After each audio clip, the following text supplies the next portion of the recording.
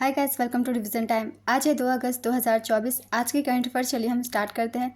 ये वीडियो अगर आप सभी को हेल्पफुल लगे तो वीडियो को लाइक कर दीजिएगा, चैनल पे सब्सक्राइब कर लीजिए। इस तरह की कम टाइम की डेली करंट अफेयर्स की वीडियो आपको हर दिन मिलते रहेंगे। तो चलिए शुरू करते हैं आज के करंट अफेयर्स के क्वेश्चन। मगर उससे पहले जान लेते हैं 1 अगस्त को पूछे गए क्वेश्चन का सही आंसर क्या है। मनु भाकर का संबंध किस खेल से है? ऑप्शन ए तीरंदाजी, option B tennis, option C मुक्केबाजी, ऑप्शन डी निशानेबाजी। इसका सही आंसर है ऑप्शन डी निशानेबाजी। चलिए अब आज के करंट अफेयर्स हम स्टार्ट करते हैं। क्वेश्चन नंबर 1, वर्ष 2024 में अंतर्राष्ट्रीय संगठन एशियाई आपदा तैयारी केंद्र का अध्यक्ष किस देश को बनाया गया? इसका आंसर है भारत। भारत को 2024 के लिए एशिया और प्रशांत महासागर क्षेत्र में आपदा जोखिम को कम करने सहयोग करने के लिए बने अंतर्राष्ट्रीय संगठन एशियाई आपदा तैयारी केंद्र का अध्यक्ष बनाया गया है। थाईलैंड की राजधानी बैंकॉक में राष्ट्रीय आपदा प्रबंधन प्राधिकरण के सदस्य और एचओडी राजेंद्र सिंह ने अध्यक्ष का पदभार संभाला। अब तक पीपुल्स रिपब्लिक ऑफ चाइना इस संगठन की कमान संभाल रहा था। एडीपीसी में Bharat, Bangladesh, Cambodia, China, Nepal, Pakistan, Philippines, Sri Lanka और थाईलैंड सदस्य देश हैं। नेक्स्ट क्वेश्चन, हाल ही में विश्व अंतरिक्ष पुरस्कार के लिए किसे चुना गया है? इसका आंसर है चंद्रयान-3 मिशन। अंतर्राष्ट्रीय अंतरिक्ष संघ ने चंद्रयान-3 मिशन को विश्व अंतरिक्ष पुरस्कार से सम्मानित करने की घोषणा की। 14 अक्टूबर 2024 को इटली के मिलान में होने वाले 75वें अंतर्राष्ट्रीय अंतरिक्ष यात्री सम्मेलन में यह पुरस्कार दिया जाएगा। चंद्रयान-3 मिशन भारत का है और चांद के साउथ पोल पर उतरने वाला दुनिया का पहला मिशन बना था। नेक्स्ट क्वेश्चन, हाल ही में अंतर्राष्ट्रीय बाघ दिवस कब मनाया गया? इसका आंसर है 29 जुलाई। दुनिया भर में बाघों के सामने आने वाले खतरे और समस्याओं के बारे में लोगों को जागरूक करने के लिए ये दिवस मनाया जाता है।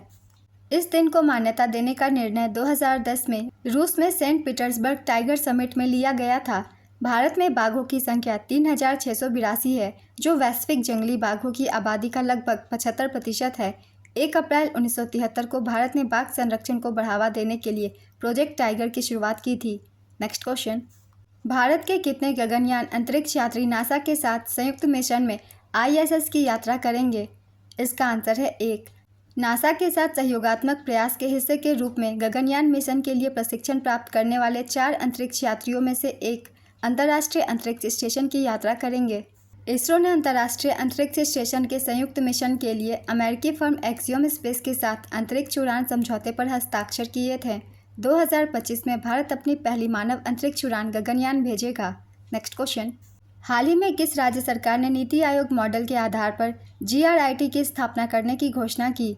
इसका आंसर है गुजरात। गुजरात के सीएम भूपेंद्र पटेल ने नीति आयोग के मॉडल पर आधारित Gujarat state institution for transformation की घोषणा की। यह राज्य के लिए एक सार्वजनिक नीति थिंक टैंक के रूप में काम करेगा। गुजरात के सीएम ने गुजरात @2047 डायनेमिक डॉक्यूमेंट रोडमैप का अनावरण किया।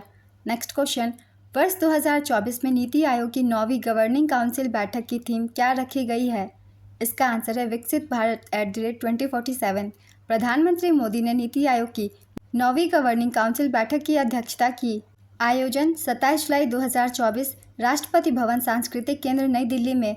इस वर्ष की थीम विकसित भारत @2047 है। भारत दुनिया की तीसरी सबसे बड़ी अर्थव्यवस्था बनने की राह पर है, जिसकी जीडीपी 5 ट्रिलियन अमेरिकी डॉलर को पार कर चुकी है और 2047 तक 30 ट्रिलियन अमेरिकी डॉलर की अर्थव्यवस्था तक पहुंचने की आकांक्षा है। 2047 तक विकसित भारत के विजन को प्राप्त करने के लिए केंद्र और राज्य सरकारों के बीच सहयोगात्मक दृष्टिकोण की आवश्यकता होगी। नेक्स्ट क्वेश्चन, सिडबी के चेयरमैन एवं प्रबंध निदेशक का कार्यभार हाल ही में किसने संभाला? इसका आंसर है मनोज मित्तल। केंद्र सरकार की मंजूरी के बाद मनोज मित्तल ने भारतीय लघु उद्योग विकास बैंक सिडबी के चेयरमैन एवं प्रबंध निदेशक का पद संभाल लिया है। सिडबी का पूरा नाम है small industries development bank of India. भारतीय लघु उद्योग विकास बैंक सिडबी की स्थापना 2 अप्रैल 1990 संसद के एक अधिनियम के तहत की गई थी। यह भारत सरकार के वित्त मंत्रालय के अधिकार क्षेत्र में है। इसका मुख्यालय लखनऊ में स्थित है। नेक्स्ट क्वेश्चन, हाल ही में वियंतियाने में रामलला पर पहली डाक टिकट का अनावरण किसने किया? इसका आंसर है एस जयशंकर।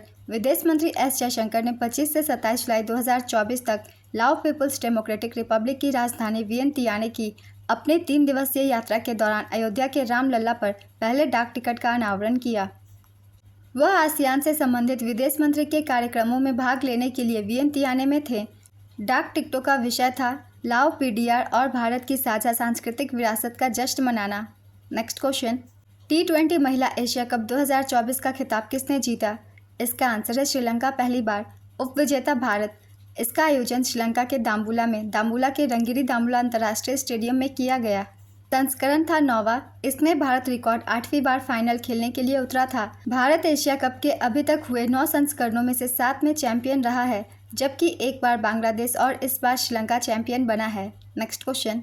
हाल ही में सरकार ने विश्व स्तरीय बुनियादी ढांचे के साथ कितने पीएम मित्र पार्क स्थापित करने की घोषणा की? इसका आंसर है 7। केंद्र सरकार ने विश्व स्तरीय बुनियादी ढांचे के साथ 7 पीएम मित्र पार्क स्थापित करेगी। 2027 से 28 तक 7 वर्षों की अवधि के लिए यह योजना है। इसकी लागत 4,445 करोड़ रुपए है। पीएम मित्र का पूरा नाम है प्रधानमंत्री mega integrated textile reason and apparel. सरकार ने प्लग एंड प्ले सुविधा सहित विश्व स्तरीय बुनियादी ढांचे के साथ ग्रीनफील्ड ब्राउनफील्ड स्थलों में 7 पीएम मित्र पार्कों की स्थापना को मंजूरी दी है। पूरा होने पर प्रत्येक पार्क 1 लाख प्रत्यक्ष और 2 लाख अप्रत्यक्ष रोजगार पैदा करेगा। अब इस योजना को टेक्सटाइल क्लस्टर विकास योजना की छात्र योजना के अंतर्गत शामिल कर लिया गया है। Next question.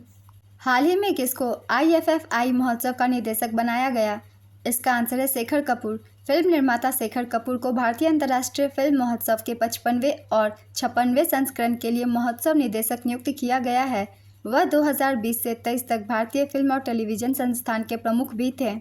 भारतीय अंतर्राष्ट्रीय फिल्म महोत्सव प्रत्येक वर्ष गोवा में आयोजित होता है। इस बार इसका 55वां संस्करण 20 से 28 नवंबर 2024 तक आयोजित होगा। Next question. हाल ही में भारत के पहले अंडरग्राउंड म्यूजियम का उद्घाटन किस मुगल बादशाह के मकबरे में किया गया? इसका आंसर है हुमायूं। हुमायूं के मकबरे में भारत के पहले अंडरग्राउंड म्यूजियम का उद्घाटन किया गया। वेयर द एम्पायर रेस्ट संग्रहालय की पहली प्रमुख गैलरी है। यह हुमायूं के मकबरे की वास्तुकला की भव्यता को दर्शाता है।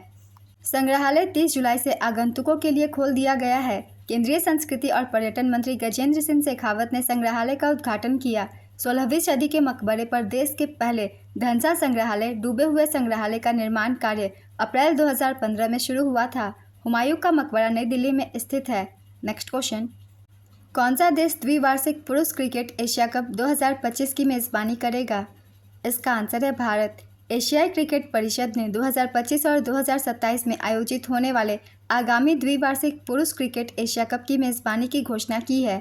भारत T20 प्रारूप में 2025 संस्करण की मेज़बानी करेगा और बांग्लादेश एक दिवसीय अंतर्राष्ट्रीय प्रारूप में 2027 संस्करण की मेज़बानी करेगा। Next question. रोहन बोपन्ना ने पेरिस ओलंपिक के बाद संन्यास लेने की घोषणा की है। इनका संबंध किस खेल से है? इसका आंसर है टेनिस। पेरिस 2024 ओलंपिक में हार के बाद रोहन बोपन्ना ने भारतीय टेनिस से संन्यास लिया। Next question. प्रतिष्ठित Royal Society of Chemistry London के फेलो के रूप में किस भारतीय वैज्ञानिक को शामिल किया गया है? इसका आंसर है डॉक्टर S श्रीधर। भारतीय रासायनिक प्रौद्योगिकी संस्थान हैदराबाद में रासायनिक इंजीनियर और मुख्य वैज्ञानिक डॉक्टर सुंदर गोपाल श्रीधर को प्रतिष्ठित Royal Society of Chemistry London के फेलो के रूप में शामिल किया गया है। आज के करंट अफेयर्स के क्वेश्चन कंप्लीट होते हैं। चलिए अब आज का क्वेश्चन देखते हैं क्या है। किस राज्य सरकार ने नीति आयोग मॉडल के आधार पर ग्रिड की स्थापना करने की घोषणा की? Option A Delhi, option B Uttar Pradesh, option C Gujarat, option D Rajasthan. अपना आंसर गेस कीजिए या फिर कमेंट बॉक्स में दीजिए। अगर आप सभी को ये वीडियो हेल्पफुल लग रही है तो इसे लाइक ज़रूर कर दीजिएगा। इस तरह की कम समय की करंट अफेयर्स की वीडियो के लिए चैनल भी सब्सक्राइब कर लीजिए। ये करंट अफेयर्स की वीडियो आपको हर दिन मिलते रहेंगे। फिर मिलते हैं अगली वीडियो के साथ। आप सभी को थैंक यू।